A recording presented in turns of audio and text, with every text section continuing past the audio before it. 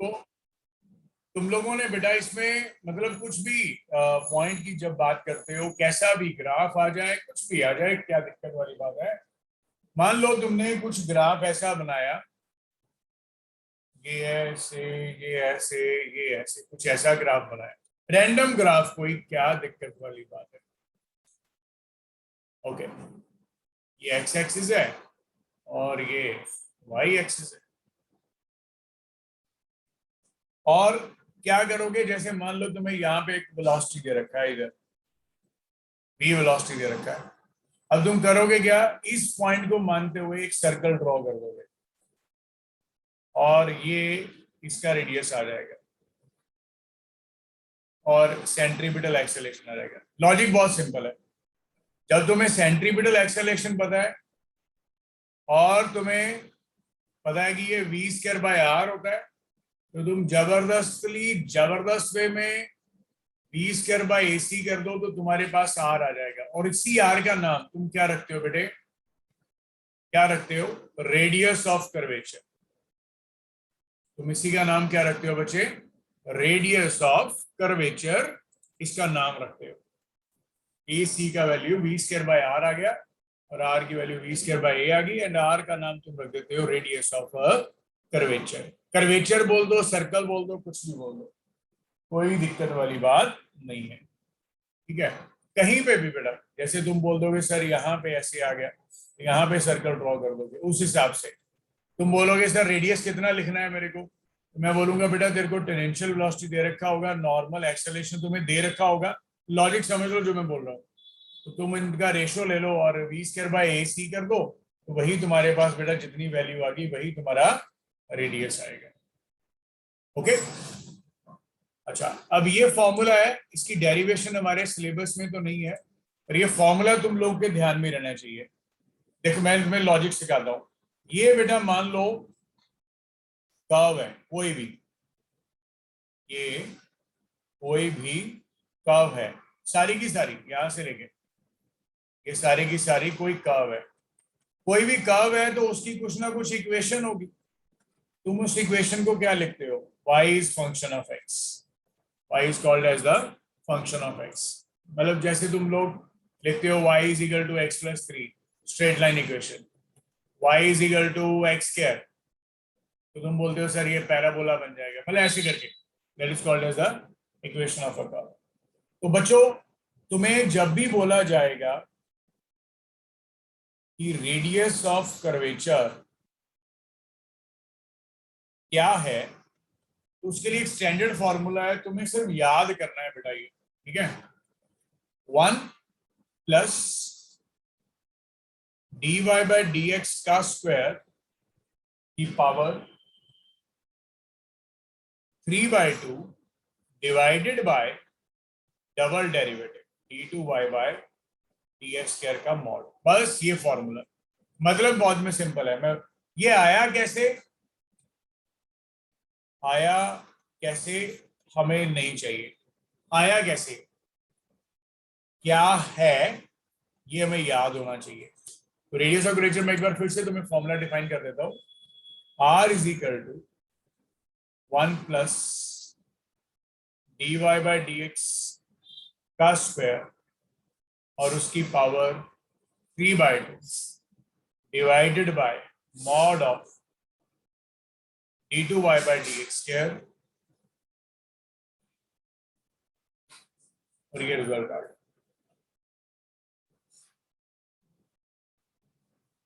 d2y by dx square, और ये result आ गया। ठीक है, अब तुम्हें पता ही है, जब तुम्हें y दिया होता है तो तुम dy बाय dx निकालते हो, और एक बार फिर से कर दिया हो तो d2y बाय dx स्क्वायर, उसको डबल डेरिवेटिव के साथ निकालते हो। ठीक है, मतलब this is a very very simple concept. बच्चों, ये पॉइंट क्लियर हो गया ना कि रेडियस ऑफ कर्वेचर को से उसका वैल्यू कैसे निकालते हैं। तुम्हें इक्वेशन दिया होगा, हमेशा मैं तुम्हें एक क्वेश्चन करवाता हूँ, तुम्हें और अच्छा लगेगा, समझ लगेगा, जबरदस्त लगेगा। देखो, मैं तुम्हें एक क्वेश्चन करवाता हूँ, राइट डाउन क्वेश्चन बेटे। क्वेश्चन है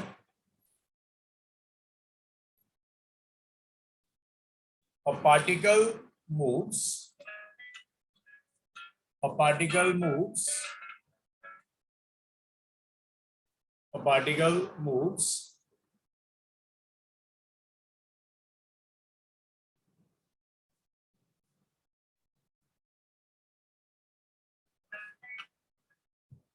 a particle moves at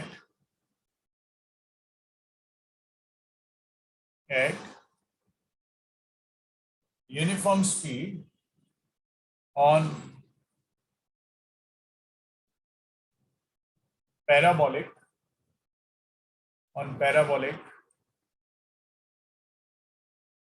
trajectory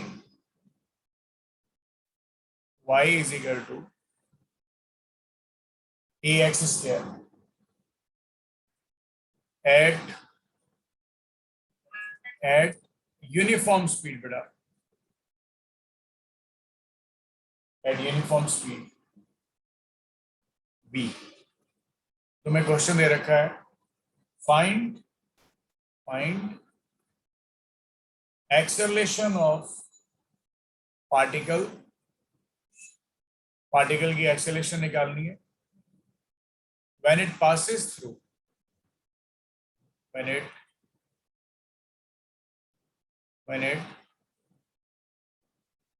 passes through point x is equal to 0 and point 1 comma 8 when it passes through the point x is equal to 0 and the other point is what when it is 1 comma 8 मतलब ये तुम्हें 2 points दे दिए गए वहां पे acceleration निकालनी है। देखो तुम जब ऐसा क्वेश्चन देखोगे तुम्हें कोई मास नहीं दिया गया कोई कुछ नहीं दिया गया कोई मास नहीं दिया गया कोई कुछ नहीं दिया गया तुम्हें y is equal to ax square दिया गया तो बेटा तुम इसको सॉल्व करने के लिए बोलोगे सर ये y है ये x स्क्वायर है इसका ग्राफ पैराबोला आएगा ये वाला ये पैराबोला ग्राफ होगा। बच्चों बताओ ये वाला पॉइंट तो क्लियर हो गया। और ये बोल रहा है कि एक पार्टिकल है वो इसके थ्रू जा रहा है यूनिफॉर्म स्पीड के साथ यहां पे मतलब इसमें ये नहीं मानोगे सर ग्रेविटी आएगा कुछ ऐसा आएगा उसका स्पीड यूनिफॉर्म है जैसे वो जा रहा है अलोंग दिस कर्व उसका स्पीड हर जगह यूनिफॉर्म है। ठीक है तुम्हें ये देखा है। अब तुम्हें क्या करना है सबसे पहले तुम्हें एक्सेलरेशन निकालनी है दोनों पॉइंट्स पे कौन कौन से x0 वाला और ये वाला पॉइंट कैसे निकालोगे तुम्हें सबसे पहले रेडियस ऑफ कर्वेचर निकालना पड़ेगा किसके बराबर 1 प्लस dy बाय dx का होल स्क्वायर और उसकी पावर बेटे 3/2 डिवाइडेड बाय अगर मान लो डबल डेरिवेटिव कभी नेगेटिव आ गया तो उसको पॉजिटिव ही लेना है d2y बाय dx के। अब तुम्हें मैं बताता हूं कि क्या वैल्यू आएगी। देखो y तुम्हारे पास है ax स्क्वायर जब तुम इसका dy बाय dx निकालोगे तो बच्चों ये 2ax आ जाएगा और जब तुम इसको फिर से डिफरेंशिएट करोगे तो ये बच्चों तुम्हारे पास 2a आ जाएगा। बेटा ये तो पता लग गया सभी को। पहला पॉइंट x0 r की वैल्यू कितनी आ गई 1 प्लस dy बाय dx कितना है 2ax और उसका स्क्वायर ये आ गया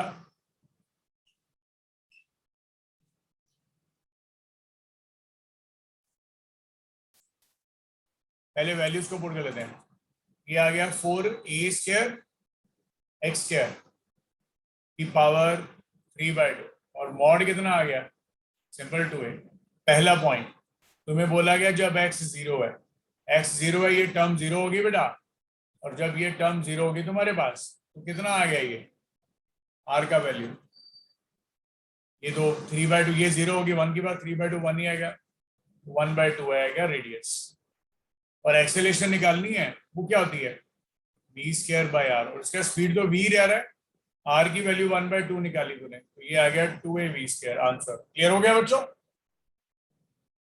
बच्चों क्लियर हो गया पॉइंट?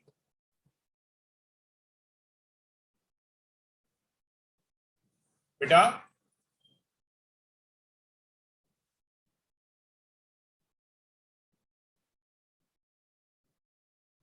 बच्चों ये पॉइंट क्लियर हो गया सभी को कि नहीं?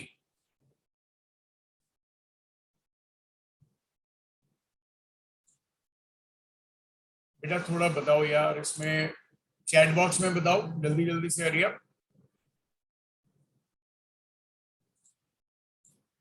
So this was your result related to this concept कि रेडियस ऑफ कर्वेचर को कैसे यूज करना है। तुम्हें इक्वेशन दिया जाएगा हमेशा कर्व का और उसको डिफरेंशिएट कर देना, और रेडियस ऑफ कर्वेचर का फॉर्मूला याद रखना क्या होता है, बार बार मैं कह रहा हूं उसको बोल बोल के याद करना। r is equal to 1 plus dy by dx का होल स्क्वायर की power 3/2 divided by double derivative का मॉड। ओके, और अगर इसी वे में बेटा तुम्हें कभी बोल दिया जाए कि सेंट्रीपिटल फोर्स क्या है, तो लिखिए कॉपी पे इस चीज को। What is the centripetal force? The force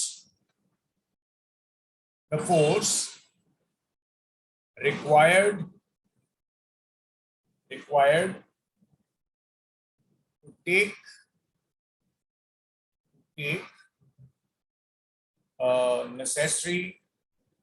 a necessary curve, मतलब necessary curve को रोटेट करने का, या circular motion, the force required to take the necessary curve or the circular motion, and always normal to the direction of motion. और direction of motion को तुम्हें पता ही है क्या बोलते हैं, velocity. Always normal to the direction of motion, और डायरेक्शन ऑफ मोशन को तुम्हें पता ही है क्या बोलते हैं, velocity. And normal and always normal to the direction of motion, that is x towards the center of curvature के सेंटर पे, या सर्कल के, सर्कुलर मोशन होगा तो सर्कल के, कर्वेचर होगा तो कर्वेचर के सर्कल, है ना। तो इस वजह से तुम्हारे पास हमेशा सेंट्रीपिटल फोर्स का formula mv square by r होगा, mr ओमेगा स्क्वायर होगा, या m ओमेगा v होगा। इन तीनों में से कोई भी फॉर्मूला आ सकता है, जो पैरामीटर्स तुम्हें दे सकते दिए होंगे, ठीक है, उसके बेस के ऊपर तुम्हारे पास कोई भी फॉर्मूला आ सकता है मित्रेश का। तो ये एक जबरदस्त पॉइंट है। अच्छा एक चीज और सुनो, ये जो मैंने तुम्हें ये इक्वेट करके दिया है, ये नेट तुम बोल सकते हो फोर्स है, याद रखना। ये तुम्हारे पास एक नेट फोर्स है जो लग रही है, मतलब जैसे मैं तुम्हें एग्जांपल्स शेयर करता हूं। देखो मान लो बेटा तुम्हारे पास ये कर्व्ड पाथ था कोई, तुम्हारे पास क्या हुआ, एक फोर्स इधर लगा, एक फोर्स इधर लगा, एक फोर्स इधर लगा, एक फोर्स इधर लगा। तुमने बेस्ट पार्ट क्या किया, तुमने सारी फोर्सेस के कंपोनेंट्स ये लाइन के अलोंग लिए। अब इस फोर्स का कंपोनेंट इधर आएगा, इस फोर्स का कंपोनेंट इधर आएगा, इस फोर्स का कंपोनेंट इधर आएगा, और इस फोर्स का कंपोनेंट इधर आएगा। तो तुम्हें पता लग रहा है कि ये कर्व्ड पाथ ले रहा है, तो तुम्हें नेट फोर्स इधर लिखना है। मान ले ये 1 है, ये 2 है, ये इधर 3 है, 4 है, तो ये मतलब 1 2 3 4 है, मतलब 1 और 2 को ऐड करना है और 3 और 4 को ऐड करना है, उसमें से सब्ट्रैक्ट करना है, और उसकी नेट फोर्स की वैल्यू को तुम्हें क्या पुट करना है, mv स्क्वायर बाय r या mr ओमेगा स्क्वायर या m ओमेगा v। क्लियर हो गया पॉइंट बेटा? क्लियर हो गया पॉइंट? मतलब फोर्सेस के कंपोनेंट्स को लेना है, या फोर्सेस को लेना है जो हमेशा सेंटर की तरफ लग रही हो, और जो बिल्कुल उसके ऑपोजिट लग रही है उनको माइनस कर दो, बस कहानी खत्म। बेटा क्लियर हो गया पॉइंट बच्चों?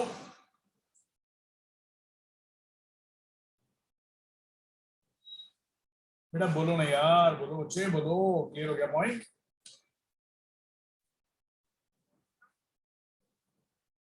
मतलब कोई भी क्वेश्चन आएगा तुम्हें ऐसे ही करना है हमेशा। कोई भी क्वेश्चन आएगा, मान लो तूने बोल दिया सर ये कर्वेचर ऐसे करके है, सर मैंने सॉल्व किया तो कर्वेचर है सर, आपने बताया था कर्वेचर होता है, तो आप हमें सर्कल पे वहां पे रेडियस ड्रॉ करना था, ठीक है बेटा। वेलोसिटी किधर दी है? यहाँ पे दी है, तो बेटा जब तेरे को वेलोसिटी इधर दी है तो तू यहाँ से एक स्ट्रेट लाइन ड्रॉ कर दे ना। अच्छा सर, ओके सर, मैंने इसमें देखा एक फोर्स इधर लग रही है, एक फोर्स इधर लग रही है, एक फोर्स इधर लग रही है। अब क्या करूं? मैं बोलूंगा बेटा तीनों फोर्सेस, ये तो टेंजेंशियल है, टेंजेंशियल है तो इसके अंदर 90 डिग्री है, तो इसका कंपोनेंट इधर तो आएगा नहीं, पर इसका कंपोनेंट इधर आ जाएगा, और इसका कंपोनेंट इधर ही आएगा इस तरफ। तो तू क्या कर, इस कंपोनेंट में से इसको माइनस कर दे। अच्छा सर, मान लो ये F1 आया, ये F2 आया, तो कितना फोर्स आ गया सेंटर की तरफ? Sir F1 minus F2। Sir इसको इक्वेट किसके बराबर करना है? अच्छा अच्छा, ये फॉर्मूला के बराबर, mv स्क्वायर बाय r, यहाँ ओमेगा v, यहाँ mr ओमेगा स्क्वायर। क्लियर हो गया बेटा? बच्चों बच्चों बहुत इंपॉर्टेंट पॉइंट है ये वाला जो शेयर किया मैंने, ठीक है। अब फाइनली देखो, हमारे पास जैसे एक कॉन्सेप्ट आ गया, हॉरिजॉन्टल, लिखिए बेटा, horizontal circular motion of a pendulum. Pendulum Bob भी एक वर्ड यूज कर लेते हैं, बॉब, ठीक है। देखो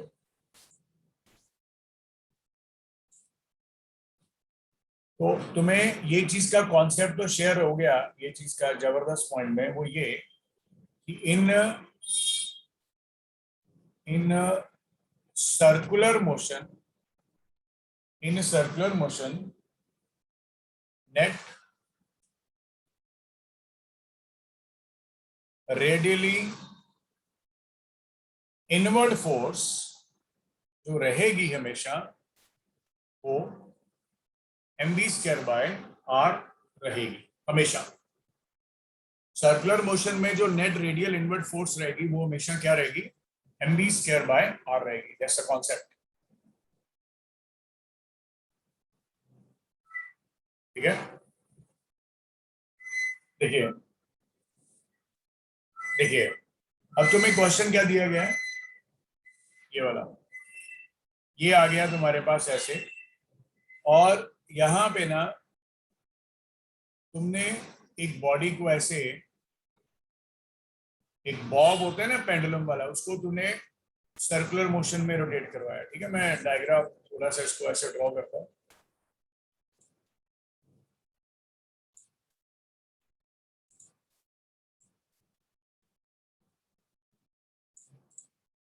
ये आ गया, और ये बेटे इधर आ गया, और ये पॉइंट के हिसाब से तूने किया क्या इसमें, तूने बॉडी को यहाँ पे बांधा है ना, इसका मास m है, और तुम उसको ऐसे रोटेट कर रहे हो, और ये बॉडी ऐसे रोटेट कर रही है बेटा, और ये एंगल थीटा है।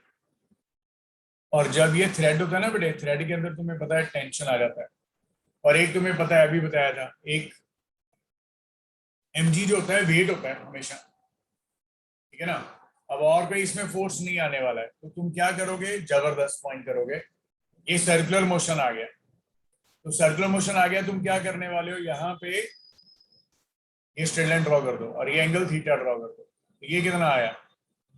टी कॉस थीटा, और इसका कंपोनेंट इधर आएगा एक, क्योंकि ये सेंटर ऑफ द सर्कल आ गया, ये आ गया टी साइन थीटा। अब मैं तुम्हें कुछ बताने वाला हूँ, एम जो है वो मास ऑफ बॉब है, एल जो है वो लेंथ ऑफ द स्ट्रिंग है, ये वाला जो स्ट्रिंग है इसके साथ बांधा हुआ है इसको, और ये स्मॉल आर जो है तुम लिख रहे हो, ये रेडियस ऑफ सर्कुलर पाथ है, पर तुम्हें क्वेश्चन में ये दे रखा है, ये वाला आर तो तुम्हें अपनी तरफ से लिया, ठीक है। अब देखो, now now now for uniform and stable horizontal circular motion, horizontal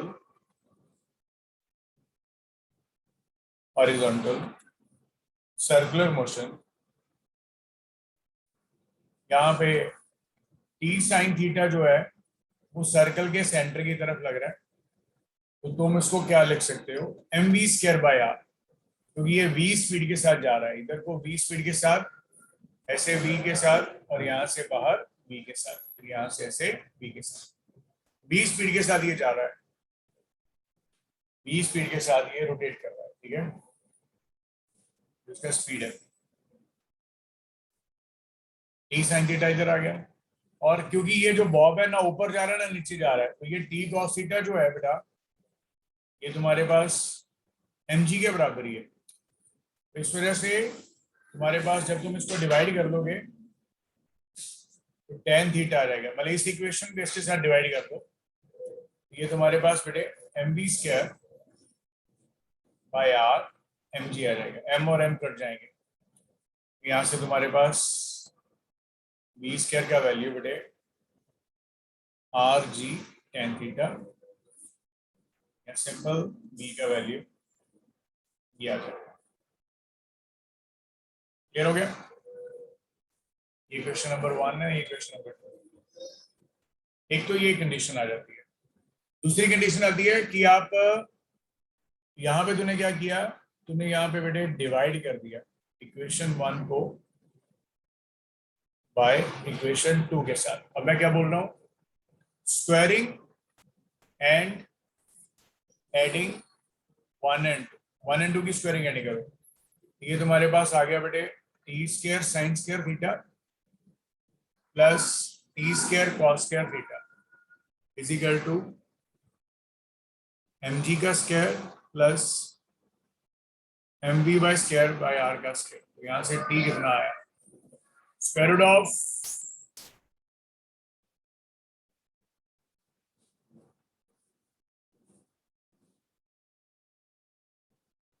ये आ गया। क्लियर हो गया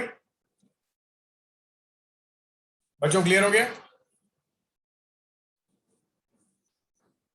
ऑल्सो बच्चों क्लियर हो गया कि नहीं यार, बोल रहा करो यार जल्दी जल्दी।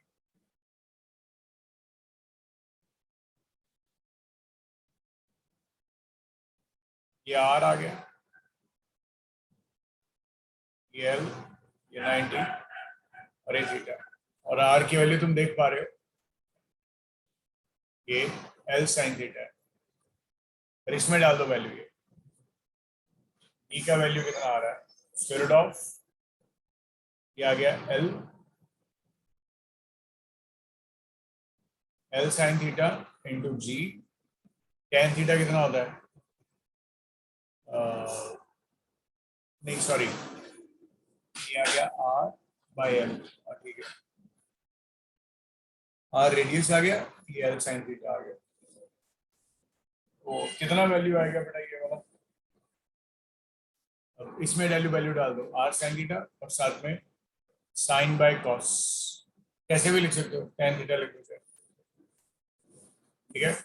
अच्छा, अगर तुम्हें बोल दिया जाएगा what is the time period of revolution, तो तुम बोलोगे no doubt time period of revolution आएगा 2 pi R by V, 2 pi R by V, ये आएगा time period.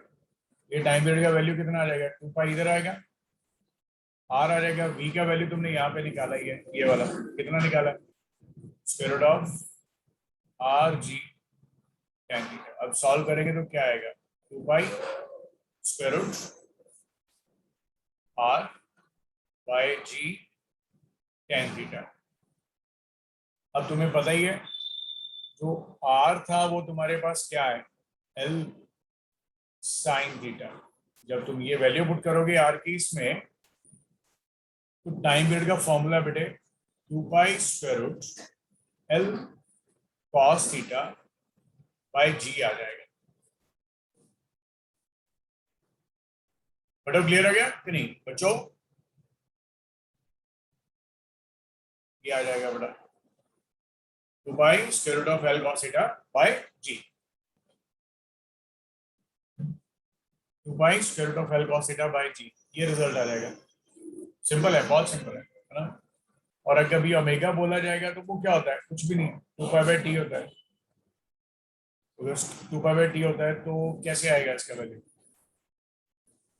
Square root of g by l cos theta, ये omega आ गया। बच्चों ये पॉइंट्स क्लियर हो गए सभी को? बताइए।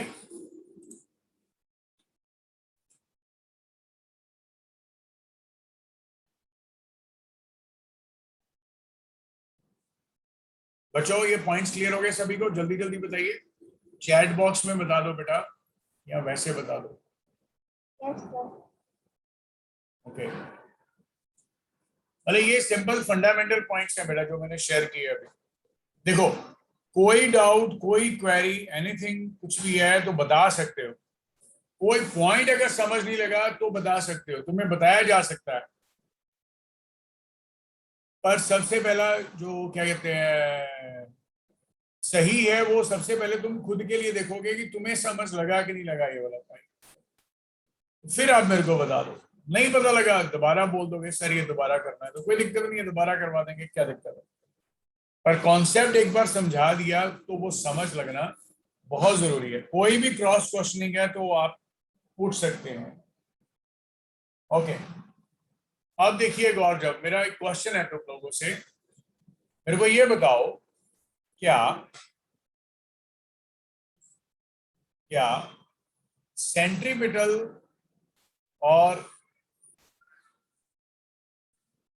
सेंट्रीफ्यूगल फोर्स जो है वो वो एक्शन रिएक्शन है कि नहीं? क्या सेंट्रीपिटल और सेंट्रीफ्यूगल फोर्सेस जो है वो एक्शन रिएक्शन है कि नहीं? तुम्हें ये आंसर बताना है।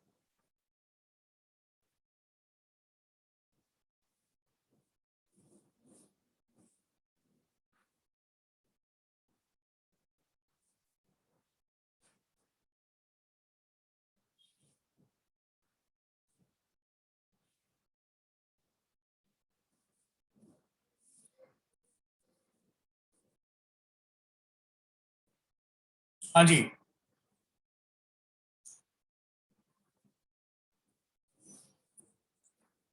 क्या सेंट्रीपिटल और सेंट्रीफ्यूगल फोर्सेस जो है एक्शन रिएक्शन है कि नहीं? देखिए मैं तुम्हें बताता हूं, आंसर है नो। ये सेंट्रीपिटल सेंट्रीफ्यूगल एक्शन रिएक्शन नहीं है।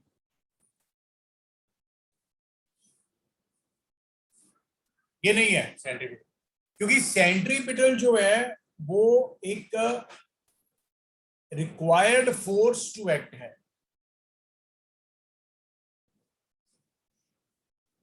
टू हैव कर्व्ड और the circular path, required force. अगर कहीं पे ये रिक्वायरमेंट फुल नहीं होगी तो तुम बोलोगे कि ये बॉडी जो है वो सर्कुलर पाथ में नहीं जा सकती, क्योंकि रिक्वायरमेंट फुलफिल नहीं हो रही। ये लॉजिक है। और सेंट्री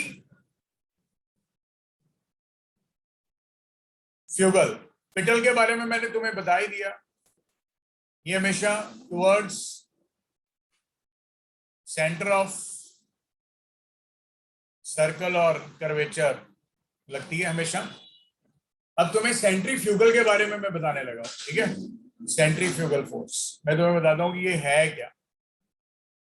सबसे पहला पॉइंट बेटा, सेंट्रीफ्यूगल में तुम्हें ऐसे बता पाऊंगा, मान लो तुम लोग जैसे बस में या गाड़ी में या कहीं पे कैसे भी जा रहे हो और कर्व ले रहे हैं, गाड़ी गाड़ी ऐसे कर्व जा रही है, कर्व गाड़ी ने ऐसे कर्व जाना है। तो जब तुम उसके अंदर होते हो, इसके अंदर, तो जब गाड़ी कर्व जाती है तो तुम्हारे पे एक फोर्स लगती है बाहर की तरफ। तुमने एक्सपीरियंस किया होगा, तुम्हारे पास एक फोर्स लगती है बाहर की तरफ तुम्हारे पे, व्हेन इन गाड़ी, व्हेन इन गाड़ी, when in gadi, then you experience the force in the outward direction, and that force is called as the centrifugal force, जो कि रेडियली आउटवर्ड लगती है when in कार और गाड़ी, radially outward while taking curve, while taking the curve, जब curve ले रहे हैं तब ये रेडियली आउटवर्ड लगती है। और तुम्हें ये बोला जा रहा है कि सेंट्रीफ्यूगल आउटवर्ड लगती है जब गाड़ी में है। अगर कोई पर्सन यहां पे खड़ा है इधर, क्या इस पे कोई फोर्स लगेगी? नहीं लगेगी, क्योंकि ये गाड़ी में नहीं है। ठीक है, अच्छा एक और पॉइंट सुनो। मान लो तुमने एक बॉडी को ऐसे बांध दिया, या इसको छोड़ो, तुम लोगों ने ये एक्सपीरियंस किया होगा, जो हम लोग फेयर्स, गांव वाले जो मेले होते हैं गांव के, है ना, उसमें गांव वाले मेले का इसलिए मैं बोला बिकॉज हमें इसके बारे में नॉलेज है। यहाँ पे सेंटर पे ऐसे करके होता है, पता नहीं क्या नाम होता है इसका, मेरे को भूल गया।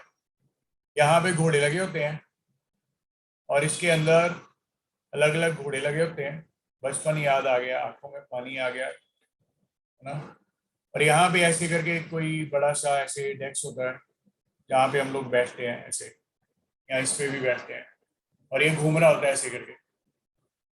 जब ये घूम रहा होता है तो क्या होता है, ये बाहर की तरफ गिरता है। इधर जो बंदा बाहर है उसको वो फील कर रहा है, यार ये बड़ा अच्छा लग रहा है, यार ये रोटेट कर रहा है, पर बेसिकली इसको पता होता है कि मेरे ऊपर एक फोर्स लग रही है बाहर की तरफ। इसको पता होता है कि मेरे पे एक फोर्स लग रही है बाहर की तरफ, इसलिए ऐसा हो रहा है। और जब तुम इस बेंच के ऊपर बैठते हो, इसके अंदर बैठते हो बेंच में, और ये जब रोटेट कर रहा होता है तो तुम इसी को ऐसे पकड़ के रखते हो, ताकि, क्योंकि तुम बाहर को गिर रहे होते हो तो अपने आप को तुम होल्ड करने के लिए अंदर को फोर्स लगाते हो। बच्चों क्लियर हो गया पॉइंट? बच्चों क्लियर हो गया पॉइंट? Yes sir. तो ये जबरदस्त पॉइंट है। मेरे को नाम भूल गया, झूले का नाम क्या होता है? ये झूला, झूला तो याद आ गया होगा कैसा था। ठीक है, तो जब तुम लोग यहाँ पे बैठे हो, जो घूमने वाली जगह है, तब तुम सेंट्रीफ्यूगल फोर्स को एक्सपीरियंस करोगे। पर जब तुम ग्राउंड पे हो तब तुम सेंट्रीफ्यूगल फोर्स को एक्सपीरियंस नहीं कर सकते। तो अब हम लोग सेंट्रीफ्यूगल फोर्स के बारे में, कुछ चीजों के बारे में जानते हैं। Write down.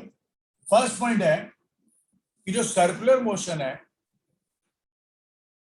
जो तुम्हारे पास सर्कुलर मोशन है, वो एक एक्सेलरेटेड मोशन है। जो सर्कुलर मोशन है वो एक एक्सेलरेटेड मोशन है।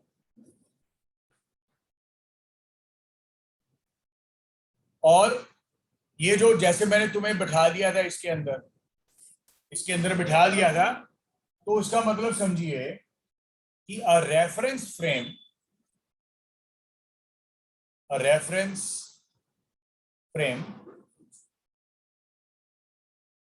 moving in a circular path, a reference frame moving in circular path will be non-inertial frame of reference, कि ये एक non inertial frame of reference होगा। ओके, और जब तुम ये सर्कुलर पाथ बना रहे हो और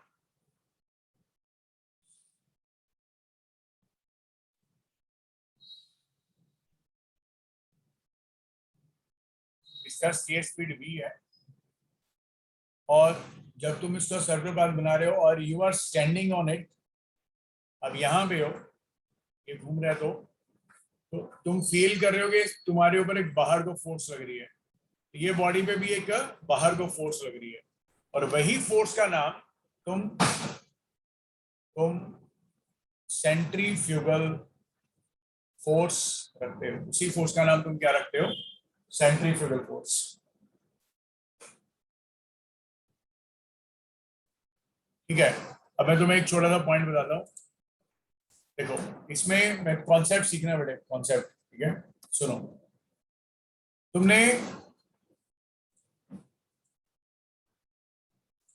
तुमने ये सर्कुलर पाथ बनाया और एक बॉडी को तुम रोटेट कर रहे हो v स्पीड के साथ, और you are standing somewhere here, and you know that in this string there will be a tension, but you yourself is experiencing some outward force, और यही आउटवर्ड फोर्स तुम बोलोगे कि ये भी एक्सपीरियंस कर रहा है बाहर की तरफ, और इसकी वैल्यू किसके बराबर आएगी? नो डाउट mv²/r होगी इसकी वैल्यू, क्योंकि यही बेसिकली सेंट्रीफ्यूगल फोर्स होती है। यही बेसिकली तुम्हारे पास क्या होती है? Centrifugal force. तो तुम क्या बोलते हो कि ये बॉडी जा तो इधर को रही है, पर इसमें हॉरिजॉन्टल डायरेक्शन में, इस डायरेक्शन में नेट फोर्स क्या है? बराबर। इस वजह से टेंशन का वैल्यू तुम किसके बराबर पुट कर देते हो? mv²/r। पर ये वाली फोर्स तुम्हारे पास कौन सी है? सेंट्रीफ्यूगल। पर इसको तुमने outward, centrifugal is a outward pulling force, बाहर को लेके जाने वाली फोर्स जब सर्कुलर मोशन में आप होते हो। और इसी वजह से बेटा तुम लोग सेंट्रीफ्यूगल फोर्स को सूडो फोर्स भी कह देते हो। कि सेंट्रीफ्यूगल फोर्स जो है वो एक सूडो फोर्स है। Centrifugal force is a pseudo force.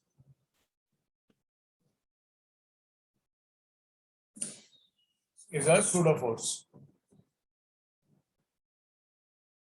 Centrifugal force is a pseudo force.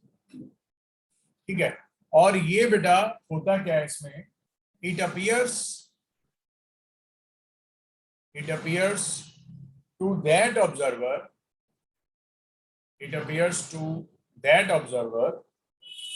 which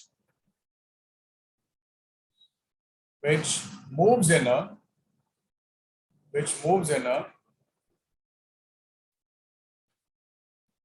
circular path, along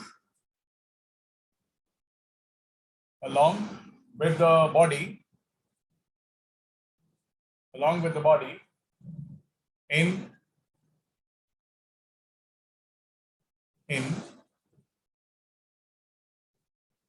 circular motion, ठीक है। इट अपीयर्स, ये सिर्फ किसको अपीयर होती है? जो सर्कुलर पाथ वाली मोशन में है। मैंने तुम्हें पहले बोला था कि अगर तुम्हारा ऑब्जर्वर यहाँ पे है तो उसके ऊपर सेंट्रीफ्यूगल फोर्स का कॉन्सेप्ट नहीं लगेगा, क्योंकि यहाँ पे वो रेस्ट पे है। पर यहाँ पे ये बॉडी जैसे ही यहाँ पहुंचा तो ये ऑब्जर्वर भी तुम्हारा यहाँ पहुंच गया, इस वजह से आउटवर्ड फोर्स लगेगी, पर इसके हिसाब से नहीं लगेगी। ठीक है, और लास्ट पॉइंट है बेटा जो मैंने तुम्हें अभी बता दिया था कि it appears to act in radially outward direction, and its magnitude is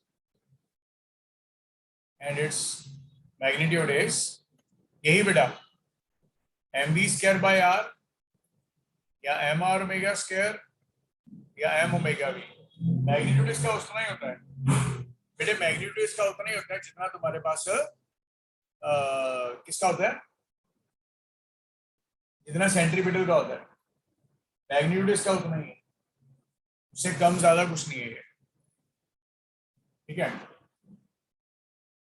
ये एक सिंपल पॉइंट है।